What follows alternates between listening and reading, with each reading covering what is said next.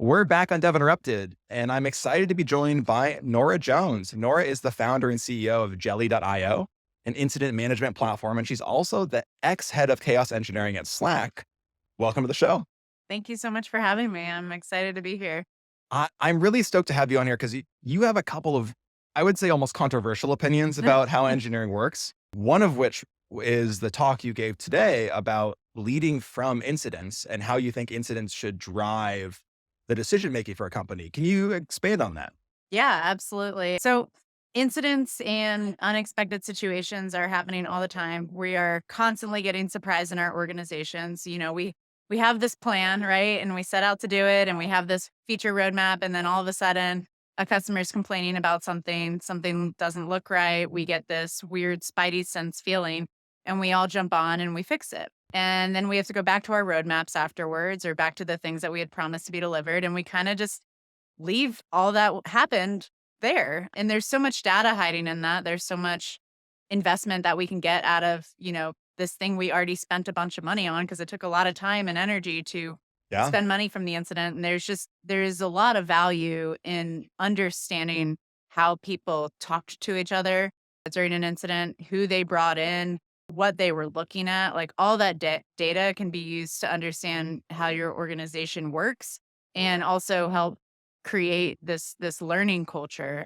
So that was kind of what my talk was about today. And then, like you said, I have many controversial engineering I'm opinions. excited. Yeah, Let's dig in a bit more though. I'd love to talk through an example if you have one that sure. comes to mind about how a company can leverage an incident to really learn and grow out of it.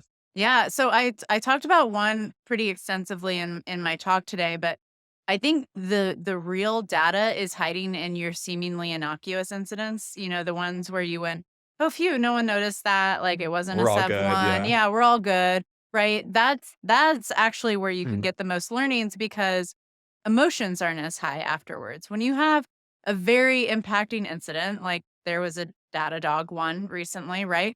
And I guarantee you things were emotional internally there afterwards, like Absolutely. 100%. And if they're not practicing every day, the seemingly innocuous events, the ones that take 5 minutes, the ones that no one noticed, like it's going to be hard to glean data from those large scale emotional ones. And so an example I would take would be find an incident in your organization that didn't take very long compared to your normative standards, but maybe took a lot of people in your Mm. org to help fix.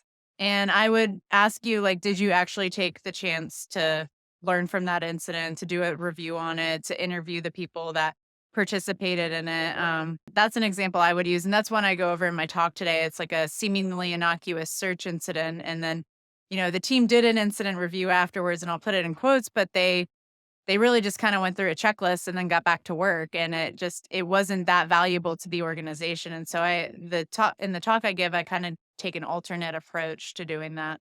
Let's talk through that approach a little bit. Do Sure. you view the incident report as kind of the key stepping stone to saying, okay, we have to be really extensive here, and this is how you start to make these changes, or how would you approach it?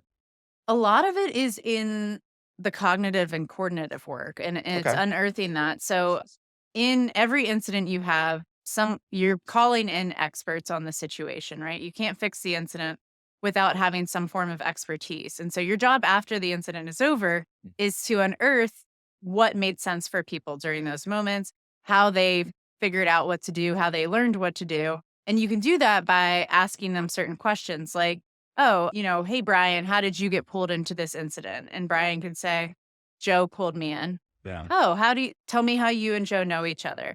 Oh, and like it might feel silly asking these questions because you think you know Brian's answers. But the thing is, Brian wouldn't write this on his own. Like he wouldn't think Yeah. and so you're now asking these seemingly silly questions, but by documenting this, you're able to actually start to learn how your org works. And so Joe can be like, oh, Brian and I worked together on an outage like this a year ago. Oh, tell me about this outage a year ago. Right. And so then you can start to untangle everything and understand how these patterns are kind of surfacing. And then you can also ask Brian, what were you looking at this particular time? And he can say, I was looking at this graph I made. And I can say, can you show me that graph? And he might raise an eyebrow at me like, oh, Nora, you know this graph. Like I've seen Right. you use it. But that's not my job in this moment. My job is to like unearth these things and capture them so that other people later on can then learn from this. And like capturing these things, be it in a report, be it in a meeting, be it in Slack, it doesn't matter. It's like where does your organization learn? Are you a document culture? Are you a video culture?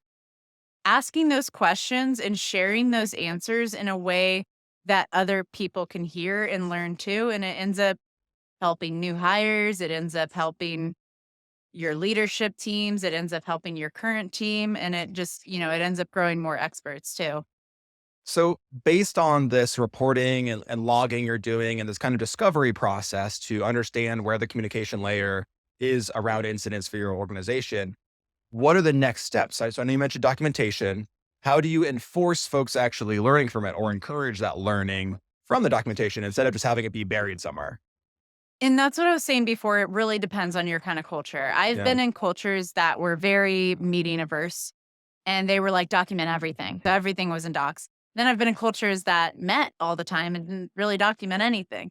And like there's pros and cons to each approach. And I think what you need to do with this is do what feels natural to your culture. Don't try to introduce something totally different, but introduce the way that people are already kind of working. No prescriptive plan, but instead approach it the way that's going to make sense for your org. I think As long, started a little bit more like started by asking various questions. And on the Jeli website, we have a guide called the Howie that actually like goes through all of this in a lot of great detail that can kind of give you this approach. But I would be prescriptive at first. I would start to do it kind of under the radar, like little things like asking questions about having someone pull up their graph, maybe naming names in your incident reviews, doing stuff like that can help you start to build this kind of culture over time. But, in a prescriptive plan, I would basically say you should find the responders, you should talk to them one on one, you should ask them various questions about the incident. And your goal when you're talking to them is not to put them on the defensive, it's to make them feel like an expert because they are. mm, they're And an information source for you. yeah, and a lot of the times people are like excited to tell about their expertise. They are excited to tell you about all the things they experienced in this incident. The trick is on you on how you talk to them, right? And you're a podcast interviewer. You're good at this. You're good at making people Thank you. feel like experts. There's probably all sorts of techniques you use in the way you ask questions, the way you talk to people, the way you research them. It's the same thing with incident interviews, and those go a lot better and you gain a lot more value for them if you take that time to Mm. prep. Like, oh wow, I noticed you were in this incident a couple weeks ago too. Like what was that like for you? And then, they might just be like, it was fine. And you want to start off with a softball question, which is probably what you do in your podcast too. Sometimes. And like, but like the jumping into those things helps people more comfortable. And when people are more comfortable, they tell you more. And then afterwards, what I would say is amalgamate and aggregate all the things that people told you. And that's your report, or that's your facilitated meeting, or that's your email or your Slack, or however your culture works. It's about taking that information and disseminating it afterwards. But that's the prescriptive approach I would take, is making sure your goal, I think it goes back to your goal. Like your goal with doing this kind of incident review should be to learn, not to report, not to make action items, not to guarantee it will never happen again. Your goal should just be to learn. And then all those other things kind of fall out of it. So drive the learning culture first and figure out the right way to approach that for your team Yeah. instead of trying to force it into iteration immediately and Right. say, oh, well, here's the action item. Yeah. Let's expand on this. Let's dive in and learn and get people's expertise to your point. And then we should naturally iterate bit off that, but it's not going to be something you want to force. Is kind of what I'm hearing. Yeah. It's not something you want to force. And you actually, when people are just given the space to learn, you actually come up with better action items. So in my talk today, I showed a real post incident review, and like the action items were fix the alerts, fix the tests, which like that's what happens when you do a shallow incident review. And that's what happens when the goal is to report It's a and not to Band-Aid. learn. It's a band-aid. And you could put those action items in any incident that has Yeah. ever occurred in the history of the software industry. Right. And so what value is that, and you're actually just wasting cycles and spending more time when you're really focused on action rather than focused on learning. And focusing on learning pays dividends in the long run. It helps you build more expertise in your organization. It helps you create an organization that's curious and asks questions rather than keeps information to yourself. It helps you run more efficiently too, right? You don't end up over hiring and over bloating because people aren't aware of how they're all coordinating, and you end up focusing on some of the right things. It also helps you retain your best employees. Yeah. If people are feeling listened to and have forums to talk about various things in a structured way, it helps you keep them, the right folks that you do want to retain. I totally agree with you about that learning culture, Nora. Hmm. And it's obviously something that's talked a lot about in a personal sense of like lifetime learning and the value of it and the Yeah, importance. But it doesn't always translate to organizations, to your point. right. And I know, we mentioned some like semi-controversial opinions at the start of this. I know that you have a lot of beliefs about how organizations can take advantage of some opportunities to learn. And I know one of them is that you believe we need more chaos engineering, which is a great phrase, which is always fun.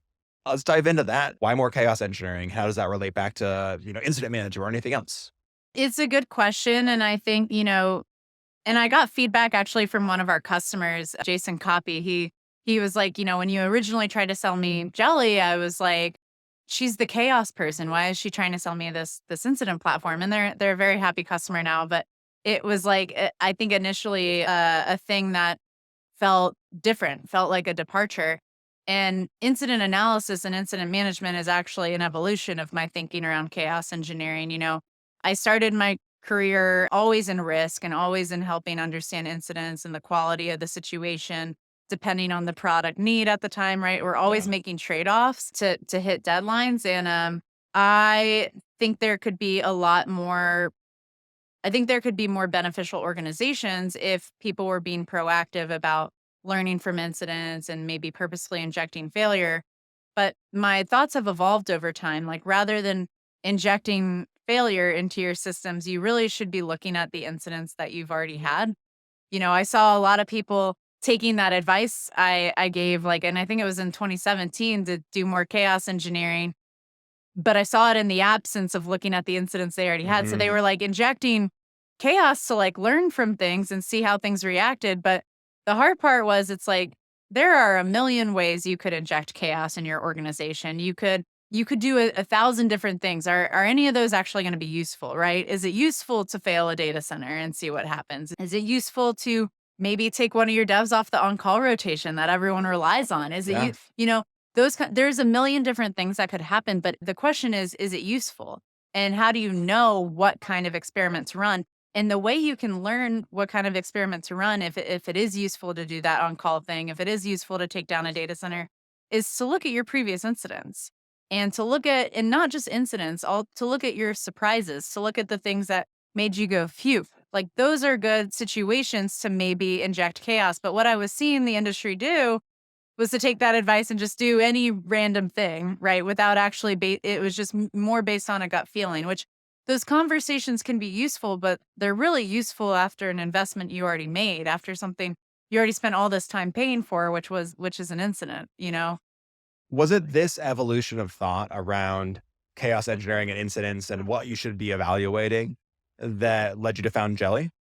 Yeah, totally. I got hired at Netflix in 2017, and my title was chaos engineer. And I was building a platform that allowed people to automatically inject failure into production without actually impacting the customer experience. So we would have like basically two clusters. It was kind of like an A/B test, and you would put most of your people into the non-experimental cluster, and then you would put a very small percentage of users into the experiment cluster, and you would create a failure. And the hypothesis was always like, oh, if I take this down, it won't impact these users. They'll have the same experience as these users, right? You wouldn't run the test if you thought it was actually going to fail. But obviously, sometimes we learned that, it did fail and they did have a bad experience. And a Netflix bad experience meant like, oh, I can't press play, or I can't, search for my movies, or I can't stream something at this particular time. And so we learned a lot about how our users use the system. But that learning ended up being confined to like the team of 4 people I was on, Mm, and none of us were running production systems. We were making gotcha. code to learn these kinds of things. So the dissemination wasn't happening to the rest of the org. Yeah, so it became really important for us to educate people. And then I started thinking, well, the best education is going to be if they do it themselves. I shouldn't be running chaos experiments on search or bookmarks, like it's going to be most useful if they can experience and see it. And they were all like, I don't even know what to run an experiment on right now. I could, do something related to the code I'm working on right now. And so I started looking at their past incidents and I was like, what was an incident in your head that went badly? And then I started talking to them about it. And my whole goal was to drive them to use my chaos tool more. But then I started realizing that there was so much other data there and how they worked. And that was sort of like how the evolution came. I went to Slack after I started doing incident analysis at Netflix. I actually spun off from the chaos team and formed a separate team with one of my colleagues, Lauren Hochstein. And then I got hired by Slack around a time when they were IPOing. And when a company has a lot of PR presence, maybe they just raised money, maybe they just launched a feature, maybe they had a big outage, maybe they're hiring a lot, they end up usually having a lot more incidents too. And so I got Oh, hired at a time when Slack was having a lot of incidents. And I was running around like, trying to help people learn from incidents, trying to create this dissemination so everyone could learn from it. And I realized there could be a product in the market for this to really help orgs do this better. so you're a couple years now into your founding journey with Jeli, and I know you've kind of taken the journey that a lot of software engineers think about, which is, hey, I'm going to go learn at these innovative companies. I'm going to go do big things. And then I'm going to say, okay, here's a problem that I see. Let me jump in and be a founder. Now that I've gained this experience and have this skill set, what have been the learnings for you as a founder? I think one of the biggest learnings is creating this learning organization myself. Like I've Mm, always been creating one from the ground up, as an individual contributor, as a leader of a small team. But now I'm creating it, I'm enabling it from the top down too, and like allowing it to be enabled from the bottom up. And so it's a lot of like I think putting my money where my mouth is too, totally. just like Yeah. making sure I'm doing all the things and also it's taking into account the phase a company is at. I think that's been a really big learning too, is like the type of learning from incidents you do is different depending on where your organization is at and your journey to product market fit too. How do you Um, think about that differentiation depending on company size or journey? yeah, I mean, so before we had a product in the market, there were 4 of us on the team. And there were like certainly surprises and certainly ways we surprised each other, but we had no users, right? And so those really incidents. And so we had to take some time creating that culture of like asking questions and sharing information Mm, and documenting things in a way that people actually wanted to read in absence of user facing issues. So we kind of got to practice it. And then, one thing I usually recommend for folks is to not have the person most involved in the incident run the incident review because like I was mm. telling earlier, you need to be able to ask them It's the hard silly emotionally. well, and you need to be able to ask them the silly questions. Like someone that was in the middle of the incident is really bad at telling you what happened, actually. Like they can tell you what happened in their own mindset, but in order to really get the data out of it that's going to improve the organization, you need someone else asking them questions. And so, in a perfect world, you have someone that was not involved in the incident. But when you're a small company, Hard to do. Yeah. literally everyone's involved in the incident. Yeah. So we had to get really good at like playing these third party roles, taking the person that was like least involved in the incident and also, really making scheduled time for learning. I tell orgs this all the time. Like it shouldn't be easy to schedule over a post incident review. Like you Mhm. should prioritize it because if you're not prioritizing those things, it will come back to bite you. It's not in the next week. It's not in the next 2 weeks. It's like for years to come. It impacts your culture slowly but surely because you are still taking action on those incidents. But there's been a lot of ways that my mindset shift. I'm not coding anymore. I'm not on the ground anymore. I'm leading folks to build this product that I genuinely really believe should be ubiquitous in the industry. Has that transition to not coding on a regular basis been challenging? I started transitioning into that when I was at Slack. And so I think what is what I miss the most. I do miss getting in the technical weeds. I miss system design. I really liked that. And I miss actually doing long form incident reviews. I have a lot of fun. I still get that, I get to do it sometimes. I get to do it with some of our customers occasionally. They'll let me That's sit cool. in on an incident review and I'll get to kind of play that role a little bit. Like that can be really fun. But I'm getting really like it gets really exciting to see those light bulb moments go off for our users now. I'm getting my dopamine hits in my career in like in a different way. I'm not doing it from code or like writing incident reports anymore. I'm getting to see other folks do it and enabling that to happen, which is it's really cool and different. Are there particular incidents that Jeli has already learned from internally that you could maybe talk about? So many. We have them all the time, and I tell orgs like you should actually over index on calling incidents. I talk a big warning sign is when I talk to a leader and they're like, we don't have incidents. Yeah. We actually don't have any incidents. And you're And like, really? you'd be surprised. I hear this from like very large companies that Mm. everyone uses. And I'm like, and that scares, I'm like, I know you have more incidents than anyone else. And incidents are surprises. Incidents are anything that pulls you out of your day that you did not prepare for, right? That like those, there are always things to learn from.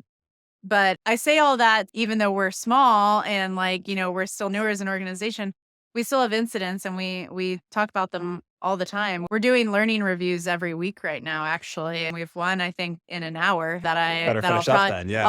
I'll probably dial into. But we had a unique one this weekend related to SVB going down. Oh, That was man. a really different We're type of going to get in incident. here. Okay. That wasn't a technical incident, but it was an incident. I had to jump in a, like, situation room. We had to figure out things to do in the moment. It was pretty wild, and then, we've had kinda your standard ones as well. We've seen issues in our demo account versus our production Mm. account. We've seen issues where core features of our product are not loading, and we take the time to understand how it unfolded, and then everyone on the call, regardless of if they're an engineer, actually starts to understand how the system unfolded. And who I've really seen it be helpful for is actually customer success because they know when issues are happening, they can actually start to understand how they might have happened and be able to triage a little bit I too. like that you've widely defined incidents here. Yeah. You're like, look, our banking system being an issue is an incident for Yeah. us. It's not just our own internal technical challenges. It's Right. what are things that are affecting the business? What are things that are affecting our user experience? Can you share a bit about your approach to the situation room and like crisis like that, whether from the SVB incident or something else? Yeah. I mean, the SVB incident was like I think, very different than I would have handled a lot of other ones, but it was also very similar. It was like we were in focus mode. We didn't have time to like pepper things on. And like when you're in the middle of an incident, you have to be very direct. You have to make decisions quickly and you have to make decisions in the absence of the full scope of information. Yeah. And that was what we were having to do this weekend. And, ultimately, like with the news on Sunday night, everyone had access to their funds. But up until Sunday night, we didn't know if that was gonna be the case, Yeah. and so I was having to make all these contingency plans Are we and going to make payroll? right. Can we keep our service running? Do we need Can to raise a down round suddenly? Like, what do we yeah, do? like Yeah. what kind of steps do I wanna take, in what order? What is plan A, and then what does B, plan C, E look D. like, Yeah. right? What's the worst case scenario here?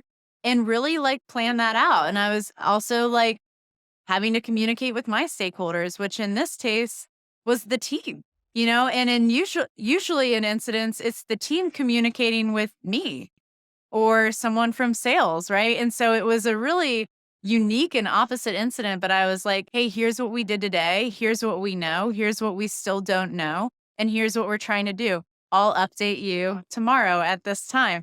And so doing things like that, I mean, it was nice to like be able to get in that role again and actually just, understand that perspective. And I felt prepared to work in the incident because it was an incident, but it was definitely a role reversal for sure. I can imagine that kind of role reversal in a situation where it's a fairly unique incident Yeah. must have been really hectic. Are there any particular learnings you took away from this unique type of incident that you see yourself applying either as a founder or a leader moving forward? Definitely. I mean, like I retroed it, it was me and a few people on my team working through the weekend to Yeah. try to figure out what we were going to do. And, we're still talking about it. We're still cleaning up some things from it, right? Just because SVB announced or the Yeah. government announced that it was okay doesn't mean there's like not things to Work do. to But do. Yeah. but we're not sitting there like, what are our action items? Because when you do something like that, you really end up making the wrong decisions, like I was saying earlier, I think maybe a lot of founders might come out of this with shallow action items, just like, oh, I should have this many bank accounts now, or like, but they're not totally understanding the context of their situations, right? Like when you're a founder, when you don't have a financial background, you do what you can at the beginning of the genesis of your company. It is not a good fiscal responsibility to hire a CFO when you don't have that much money and you're Yeah. 3 people. Like your company will never make it if you're doing that in the early days. And so I think it was important for us to understand like how that risk even got there to begin with. But it's also important to understand, okay, what do we know now? Right? Because Yeah. we learned a lot during the situation too. Yeah. How large is your team at Jeli now? We're 24 people. Congratulations, first of Thank all. you. Scaling Yeah. up. I see where you're hitting that kind of scale point where it's like, okay, it's starting to get harder to do that synchronous communication, right? It's no longer 4 people in a room. Still a Yeah. small enough team that most people know people are doing, but you haven't quite brought in some of those like specialized roles to your point, probably, where Right. it's like, okay, like I'm going to guess you still probably don't have a CFO or you have someone maybe in contract in the finance team. Yeah. And that brings a whole set of challenges. And the risk reward of that, I mean, I think is on display here, but it's interesting to kind of see that iteration happening for you where like you clearly, because you've built this into the DNA of your company, have said, okay, we're going to evaluate all incidents. We're going to see how this approach can help us learn and clearly Yeah. grow and learn from it. So with that in mind, I'd love to know if you were going to go back and refound Jeli, I wound a time machine, what would you do differently? I mean, I have so much I'm a different person now than Yeah, I fair. was when I Yeah. started Jelly, like I have all this expertise now about like being a founder and running a company. Like I've learned so much. I really I like where we are today. I like the plans that we have in place, but I think execution is really everything in the beginning, like seeing what sticks, what doesn't, and learning from that quickly. I come from a site reliability and background. I have a lot big network and site reliability engineers, and our whole job is to think of all the ways something could fail. Yeah. Right? Which like you don't always want to be thinking about that at the beginning of the genesis of a product. And so I had to learn how to take off my SRE hat. And now I like fully know how to do that. But it took a little bit of uncomfort because I had been trained for 10 years in my career on all the thinking about all the things that could go Yeah. sideways, right? But like when you're a founder, you need to focus on the product and getting it out the door and getting customers. And yeah, it's a lot of learnings, and I feel really great about where we're at, what we're building, where we're headed. Yeah. I hear this kind of kernel from you that I hear from a lot of the best engineering leaders and leaders in general that I talk to, which is early on, it's so important to execute quickly, Yeah. iterate, and learn from what you're doing. Yeah. And I've heard this advice before, but it sounds like this is like specific advice for software engineers who are transitioning to that leadership role, where it's like, okay, like you don't need to plan everything out. No. You don't need to have the best technology to get something started. Right. Going in, jumping in, learning, executing, realizing you did something wrong, evaluating it, learning from it, and keeping going and doing that quick iteration feedback loops is really crucial, it seems like, for long-term success. And would that be a cogent summary of your advice there? 100%. Yeah. And it's like there's always going to be something to fix. You got to push that Life is that solving first problems. thing Yeah. out the door, right? And Yeah. like your team is going to have a million different opinions about Totally. things to fix, and like as a founder, you got to make that decision and you got to own it, and you have to get it out there, and you also like you have to be willing to kill it if it doesn't work. Mhm. There's like various features like that you should try it out, see if it sticks. If it Yeah. doesn't, what did you Oh, retro, what did we learn from it? It's hard. it's And it hard. gets harder if you spend more time on it without anyone using Yeah. it, and you've spent all these months on it. Like no one wants to to kill those things, but it's so important, to be able to and to create that rapid iteration and rapid learning culture at the same time. What about as a leader and kind of people manager? Have there been particular learnings that you've experienced as you've scaled your team from, the 4 to 25 stage? I know that I talk to a lot of leaders who are kind of later on in their org scaling who are like, oh, I did that a couple years ago, but now I'm focused on, 100 to 200. So I'd love to kind of dig in to see what nuggets you have around that early stage of like, okay, like execution mode now Yeah. to some product market fit. Yeah. I mean, it's interesting because I actually feel more organized now than I did when we were with 4 people. And I think it's because we were pre-product at that point in time. And it's a lot of cooks in the kitchen when you're pre-product, right? And everyone's kind of talking about things. And as a leader, you want to support everyone's thoughts and processes. But I think like figuring out how to get into a mode as small of a team as possible where you're shipping and building the culture quickly has really long-term lasting effects. And now at 24 people, we're kind of moving and grooving. We have a Yeah. really great shipping culture.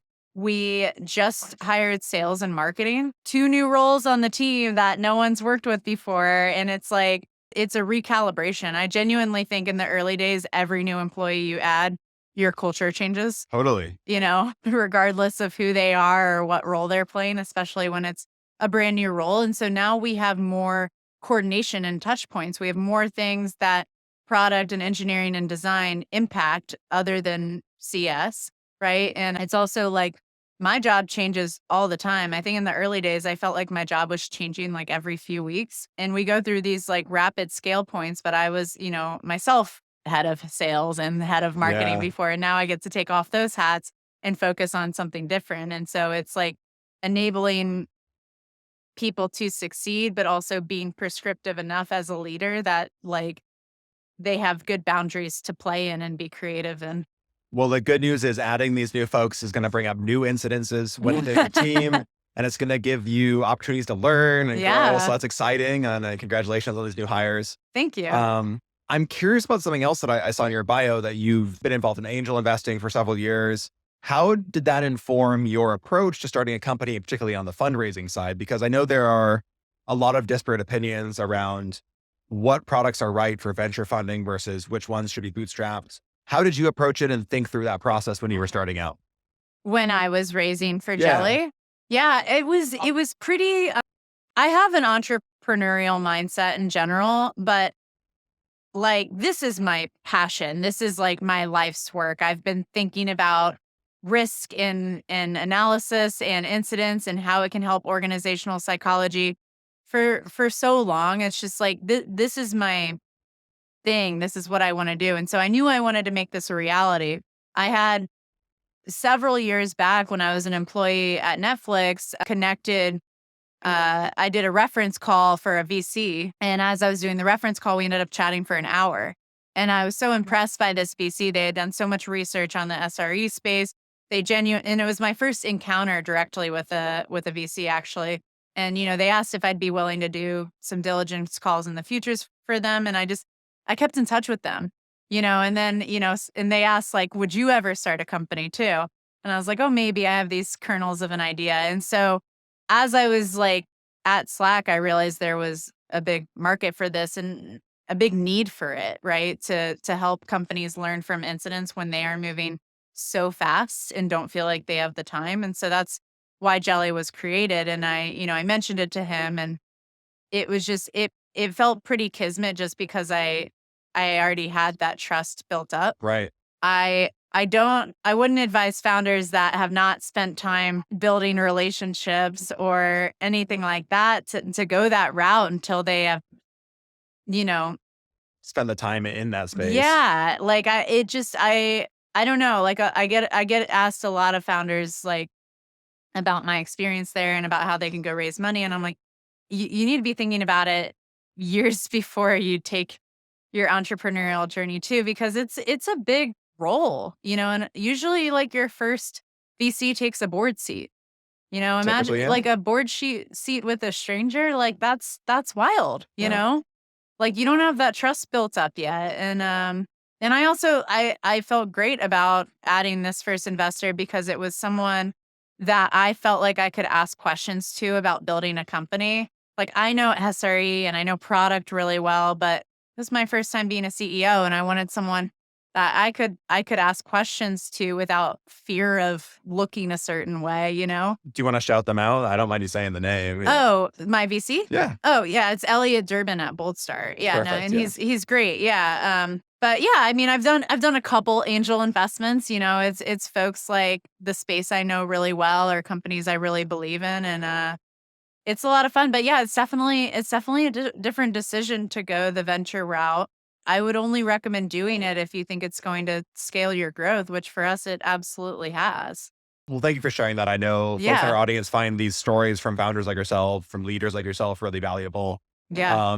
Do you have any final thoughts that you want to share on any of the topics we've discussed today or anything particular you want to shout out?